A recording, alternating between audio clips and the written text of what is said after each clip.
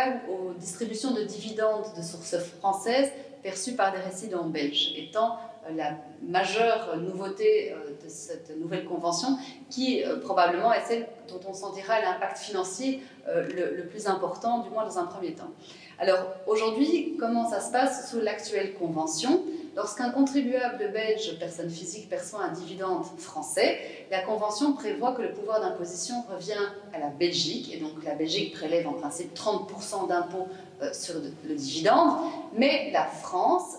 maintient un pouvoir d'effectuer une retenue à la source. Cette retenue à la source, sur base de la Convention actuelle, peut être de maximum 15%. Dans la pratique, toutefois, c'est 12,8% qui est retenu, étant le taux prévu en droit interne français. Donc le dividende français est prélevé à 12,8% en France, et ensuite le montant net frontière est taxé à 30% en Belgique. Alors la convention actuelle prévoit par ailleurs que la Belgique est obligée d'octroyer un crédit d'impôt, la quotité forfaitaire d'impôt étranger, cette fameuse QFIE, de 15% sur le dividende net frontière. Il a fallu beaucoup de jurisprudence et de condamnation avant que l'administration fiscale belge vienne à appliquer cette QFIE. Elle le fait automatiquement à partir de 2020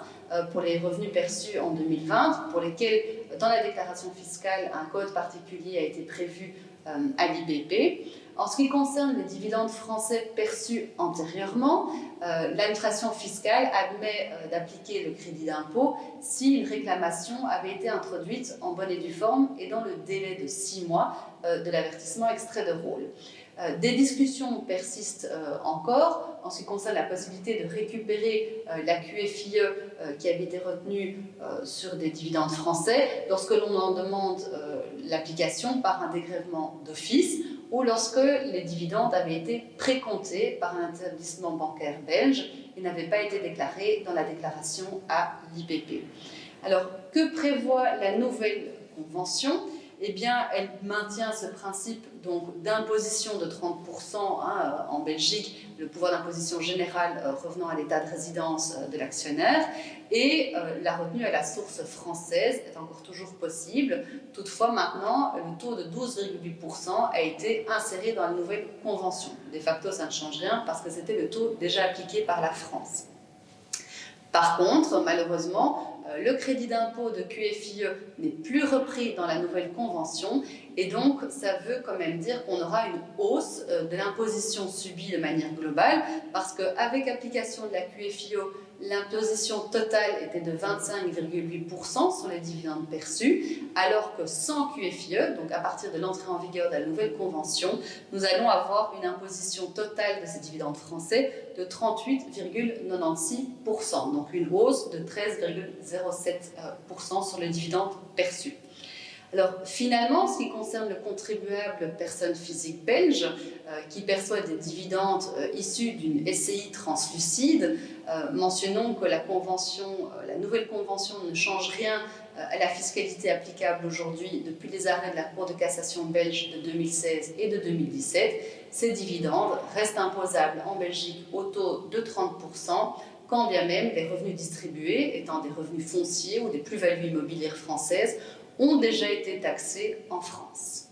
Alors Ahmed, peux-tu nous dire comment ça se passe pour un actionnaire société belge ? Oui, alors lorsqu'une société belge reçoit des dividendes d'une société française sous l'actuelle convention, le pouvoir d'imposition de ces dividendes est dévolu à l'État belge et donc les dividendes seront imposables à l'impôt des sociétés en Belgique au taux de 25%. Toutefois, la convention actuelle prévoit néanmoins qu'une retenue à la source pourrait être prélevée par la France au taux de 15%, voire de 10%, si la société belge détient 10% du capital de la société française. Toutefois, avec l'introduction de la directive mère-filiale qui a été implémentée en droit français à l'article 119 ter, une exonération de retenue à la source est également prévue pour les dividendes français distribués à une société belge. Sous la nouvelle convention, Le pouvoir d'imposition des dividendes est toujours dévolu à la Belgique et seront donc soumis à l'impôt des sociétés dans le chef de la société mère belge, et une retenue à la source en France est toujours prévue, mais cette fois au taux de 12,8%, voire 0%, si la société belge détient 10% du capital de la société française pendant une durée de 365 jours. En ce qui concerne le régime en Belgique d'imposition de ces dividendes, donc ceux-ci sont en principe soumis à l'impôt des sociétés, mais peuvent bénéficier du régime des revenus définitivement taxés, moyennant certaines conditions qui sont d'une part une détention de 10% ou une valeur d'investissement de 2,5 millions pendant une période ininterrompue d'1 an et en pleine propriété, et à côté de cela, une fameuse condition dite de taxation. Dès lors que toutes ces conditions sont remplies, le dividende de source française sera donc intégralement exonéré en Belgique. En ce qui concerne les dividendes qui ne rempliraient, enfin, les participations qui ne rempliraient pas les conditions du régime RDT, la Convention prévoit spécifiquement un crédit d'impôt que l'État belge devra octroyer et qui pourra s'imputer sur l'impôt belge, et donc qui pourra être égal ici au maximum à 12,8%. Enfin, en ce qui concerne spécifiquement les dividendes de SCI ou de sociétés civiles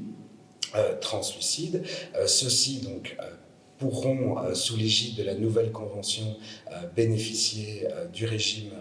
DRDT en Belgique, dès lors que la nouvelle convention prévoit explicitement que la condition de taxation ne trouvera pas à s'appliquer, alors qu'à l'heure actuelle, il existe en tout cas des controverses et l'administration refuse de reconnaître que la condition de taxation est remplie dans le chef d'une SCI. Enfin, pour les dividendes de SCI, aucun prélèvement ne sera retenu en France, donc aucune retenue à la source, dès lors que la France considère qu'il ne s'agit pas d'un dividende selon son droit interne.